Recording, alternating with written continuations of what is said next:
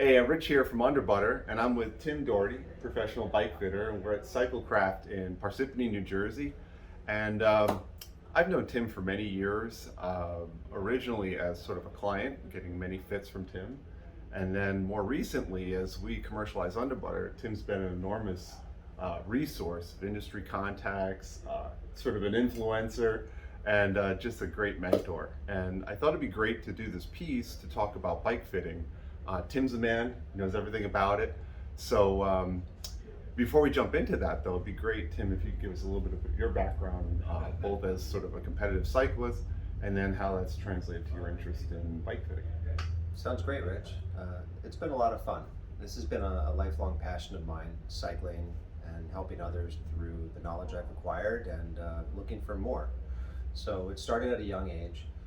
Riding bikes with my brother as we had time to do so after school, and Watchung Reservation was not far away. Okay. So mountain biking, good times. We trashed our bikes and wanted to get new ones. We mowed lawns. We eventually afforded new bikes and started working in bicycle retail at a very young age in middle school. We moved forward with that and got nicer bikes, and I wanted to learn more about how I feel and why I feel the way I feel on the bike. So that's really when it started, and that was low teenage years. Wow, pretty young.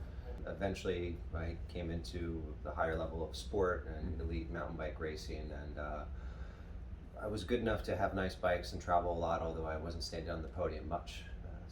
But you were in the was mix. loved. Yeah, totally. Um, So a lot of what I learned there, I can share with others about what they're feeling on the bike through my experiences and theirs of cycling, and then also biomechanics.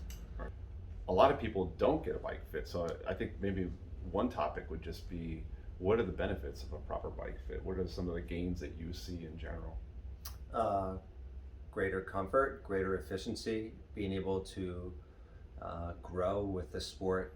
So yesterday I worked with a gentleman who's done 37 or 38 Ironmans, and he could be my father from an age perspective, and he just thought this is how it should be. And eventually his wife pushed him to come in for a bike fit. I think it was a birthday present or such, and he's like, these are feelings I've had for years and just thought it was normal. And I'm like, well, you're right, those are normal feelings, but Yeah. you don't have to have that negative part of it. So we made some small adjustments, and it was very clear to see that his efficiency and comfort went way up, even though he thought things were pretty good. The moves we made of the bicycle were rather small. The moves we made together from a postural standpoint and an awareness of how he's delivering force and how he's doing what he's doing were the big ones. Yeah. So to go back to your question, people come for maybe it's a nagging injury, maybe it's a performance issue, maybe it's just general questions of what are some feelings I should be associating with or not. So common ones are safety, performance, efficiency, longevity. When I go to races, events, group rides, whatever, people tend to bring their problems to me. They're like, things I might not want to know, but it's like, I got chafing on one side and not on the other. When I get out of the saddle, my right hip hurts. There's a lot of these, why is this happening? And sure, we have products for people like that, but I always ask, have you gotten a proper bike fit? And I'm shocked, whether it's someone new to cycling or someone's been competing for years, a lot of people have never had a bike fit. So I always say, if you're having these problems, maybe that's a sign. So I thought another reason why this segment would be helpful for people is, what are some of the top signs that you see that people talk about that are real red flags for you, that, there's something going on here and we could optimize this fit? Great questions. There are three hallmarks I'm looking for with most people, and they're related to body parts, which would be your feet, your pelvic region, and your thoracic spine. And those three parts of you impact how you're going to be moving on a broader scale on the bicycle. Commonly, people talk about chafing, irritation, pressure with the saddle region, and there are definitely products that help, which I enjoy as well, because it's kind of like American Express for your ass, don't leave home without it. So even if I'm feeling good, I take preventative measures. But to go back to the foundation of it, they have to be stable on the seat. and should be feeling uniform, equal pressure left to right. Their feet need to be stable and able to deliver force comfortably, both left and right. We shouldn't have excessive weight on one side of our body, like one hand or one foot or one part of the seated region. Those are dead giveaways. Muscular fatigue that is not bilateral, also a giveaway. Tension later in the day, if you're trying to look in the rear view mirror of your car after a bike ride and it's not as easy to do so, something's going on. So we would understand how you're moving from a foundational level before we even got close to the bike. Because that's what's going to steer our decision-making process, is what we learn when you're off the bike about how you move. And then we'll eventually get to the bike and see how you move translates into what you do on the bike, since bicycling will cause you to change how you move when you're on the bike, as you've just mentioned. So we're shooting for a moving target. So where I am today on my bike may not be where I will be next year on my bike or 2 years ago, as my body continues to adapt to what I'm doing and try and find a more efficient way at an unconscious level to do the patterns that you're producing on the bike. Right? So the first time I sign up for Bike Fit, I get this email that's sort of like this homework assignment. You got to bring this, you got to bring that. It's going to take about this much time. You know, pack a lunch. it's an investment. You know, getting a fit is you know, a chunk of time, and it's a lot more than what I expect. I thought it was going to be a lot of measurements, and so perhaps you could walk us through, you know, what a typical day looks like during a fit. Definitely. There's multiple parts to this, and the first one is listening to who you're working with about what they have to say and what their goals are and what brought them here today. Because you have a perspective that I don't know yet, and I need to understand what the goals are. After that, we will check out your shoes, how your shoe fits each foot, the shape of your shoe and foot. Here's a good one. Take the insole out of your shoe. Stand on it. Look at the length of your foot and the width of your foot in comparison to said insole. They should be pretty close. If your insole disappears like a magic trick, we have something to work on right there.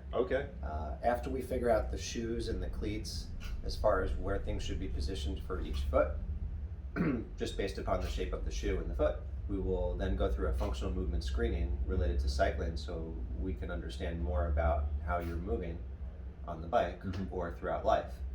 That will bring us to where we're headed next, which will be to set up the bike in the platform and just observe what's going on. If there's broad stroke moves to make, we'll usually make them right there and then, and we'll work subjectively at first, and we'll share a conversation. We'll work at different intensities to see how things are going.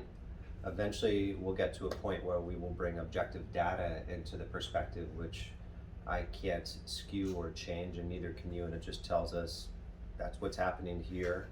It doesn't tell us the why, but it helps us establish what we've seen without the tools, that we're headed the right direction, or that things look great. Based upon the objective data, the client's feedback, and what I'm seeing, we accomplish the position, and then we document the position, and then commonly we find areas to work off the bike that help us on the bike, so I like to include those, since there's a lot of sometimes comfort or speed or stability to gain through some short movements off the bike unrelated to cycling. I then send out an email that lists what we've done, why we've done, with proper documentation of where the rider is in space, so the blueprint of the body, and then the blueprint of the bike. Someone rides a bit, and I invite all I work with to come back, because I want to know how it's going. I want to make sure we've achieved the goals together that you're looking for. So follow-up, feedback, accountability are part of this loop. It's not a once I see you, goodbye. I'd like to have a relationship with everyone I get to work with, so we can help you get to wherever you'd like to go. So earlier we talked about feet, pelvic region, and T-spine. And I'm just going to go over some stuff for the feet, since I know you have 2 of them and you can work on this at home very easily. Great. So we use our feet to stabilize our bodies and deliver force, and they're constantly adapting to our environment around us so we don't fall over.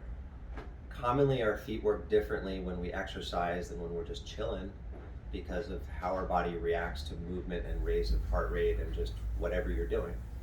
So one thing I ask many people to try and do is to stand on one foot. Knees are kind of parallel, one foot's on the ground, eyes are open, and we're just kind of feeling it out. We're like, all right, I'm balancing, we're doing pretty well. When we feel nice and balanced, we're going to shut our eyes and we're going to continue to stand and try and balance. And you can probably see my foot is starting to quake a little bit. Yeah. What's happening here is I'm building the awareness and I'm trying to turn on what's being used. Specifically, the arch, known as the transverse arch of the foot, is starting to engage, and then it makes things start to turn on, like the glute, the quad, the calf, blah, blah, blah. We could name it all. So I'm building awareness of how my foot's working. It's something I do before I ride as well, or any other physical activity. I will then trade legs. I will have eyes open, I will start, and then I'll shut my eyes and I'll kind of fall into it. And we'll see that one side is much better than the other commonly.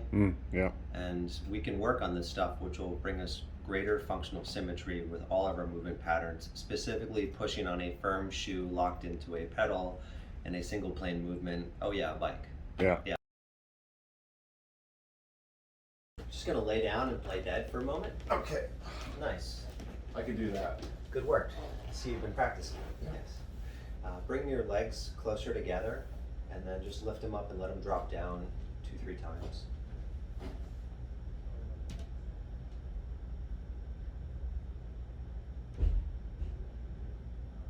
Great. Separate your feet slightly. You'll feel my hands. Okay. And now sit up and reach for your feet into hamstring stretch. How far you go is not important. Bring your toes towards your nose slightly. Cool. Knees are all the way down. And what I'm looking for is some small stuff at Rich's feet as he reaches forward, which is showing me about his pelvic position and neutrality or lack thereof if it's made. Life looks pretty good, but we see a small difference if we do a center line on you with this that way and this way. So there's an area that we have just found that one could work on a little. Okay. Lay down, play dead again. And bring your right knee towards your chest without using your hands. Take note of how that feels. Drop down, relax, trade legs, and repeat. One more time with each. I'd like to know if there's greater tension on one side of you when you do that. Definitely the right. Yeah, and I'm gonna guess like it's like here-ish. Yeah. Yeah. Yeah. So there's a co-alignment between what he's feeling and what I'm seeing, which is what we're looking for at the feet as he reaches forward. Feel free to sit up, hang out, let's chat for a minute. Okay. Cool. Job well done. That's the hardest thing we're doing today. Thanks. So commonly our hamstrings are keeping us in a position because they're unconsciously turned on or we would fall over. And they're working with the body to hold you in a certain place. Yeah. And some of what we've talked about earlier as far as functional symmetry is how we would help ourselves release the hamstring tension, which would gain range of motion and allow the pelvis to sit more neutral, which would benefit that left and right quad stuff you've talked about a little earlier. Yeah. And we may be able to find a more efficient position on the bike as you progress with everything getting a little more neutral. All right, so we've talked a little about the ground game and some stuff about the pelvis. And now we're looking at a skeletal view of an athlete from a little while ago. The system that I'm using is a company that I'm part of, and it measures movement at all sides at once so we can look at every angle that's relevant for the application of cycling or other sports. Here we are talking about bike riding. Earlier we talked about pelvic position and how that plays in to what is going on the bike. So I'm going to switch views so we can look down at our athlete from the top. Boom. Yeah. And we can look here a little bit, and I want to relate what we're seeing to what we talked about a moment ago. So this athlete has the left hip slightly rearward, right hip slightly forward, which is shown here, known as pelvic rotation. 4 degrees forward with the right side. This athlete is sitting off to the left 6 millimeters and has the left hip high by about 6 millimeters. This is impacting the knee in and out movement, which we can see when I switch to a different camera view. If we look from the front and we go way in, we can see one knee track is dropping and the other one is going up and down. Yeah. And it's starting from the hips Yeah. and the pelvic region, the supportive lack thereof on the bike, as well as just how their body moves off the bike. This is how this person is functioning. And we can see it's a little bit of two cities. So the compression of the knee, pretty similar, 65, 64. The extension at this effort, 138, 140. Here's where it gets pretty different. At the foot, at the bottom of the pedal stroke, 103, 95. and then the foot tilt and the rotation. So Most of this is that started- getting amplified through the leg, basically? Yes, or- as it goes through the chain of movement, the things are changing more as we get further away from the pelvis. Mm. And this person functions quite well. This is very normal to see all of this, but we can empower them through off the bike movement so that how they can help themselves on the bike get more functionally symmetrical and deliver force better, or have more stability, or stop their right shoulder from hurting, whatever it is. So cool, Tim. Thanks. We learned all about what a fit entails. You know, some things to look for that are good indicators that you probably do need to get a bike fit, and just what the day is like. So I appreciate it. You know, we're based in New Jersey. You know where Tim is if you need a proper fit. But obviously, our audience is all over the U.S. and you know we want to support bike fitters everywhere. So make sure you you know make that investment in yourself. It's not just to support the industry, but it's also just to you're spending how much money on a bike these days? The least you could do is invest in yourself and understand how your body's working on the bike a little bit, right? Couldn't agree with you more. I'm interested in everyone moving better and enjoying what they're doing as much as they possibly can. And if someone like myself can help you get there, that's awesome. Great. Thanks so much, Tim. My pleasure, Rich. All right, man. Now I got to get a fit.